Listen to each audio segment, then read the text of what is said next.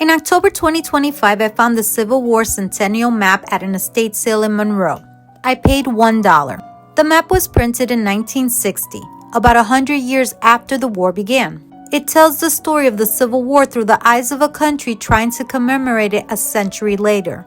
Up top, you've got the faces of Union generals on one side and Confederate generals on the other. Abraham Lincoln sits right in the middle.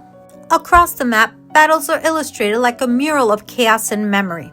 In the center is a chronological history listing every key battle year by year. It's like a timeline that tried to fit 4 years of blood, strategy, and survival into one sheet of paper.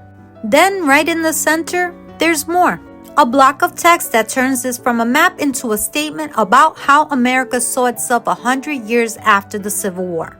It reads, "Call it Civil War or War between the states, War of the Southern Rebellion or War of the Northern Aggression. It remains the greatest collective experience of the peoples of the United States.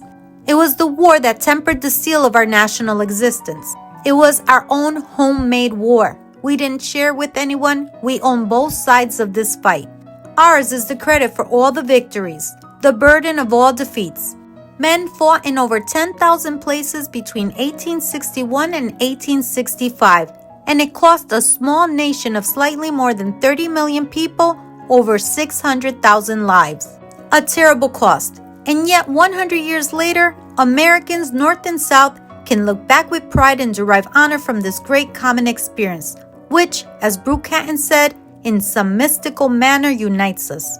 Many of the places and men are forgotten today, but the United States honors their memory." Ralph G. Newman and E.B. Long. What's fascinating to me is that this wasn't written in 1865.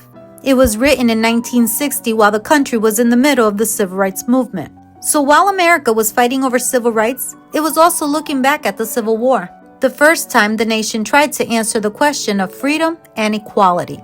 This map is a snapshot of how America remembered and maybe tried to rewrite its own story 100 years later.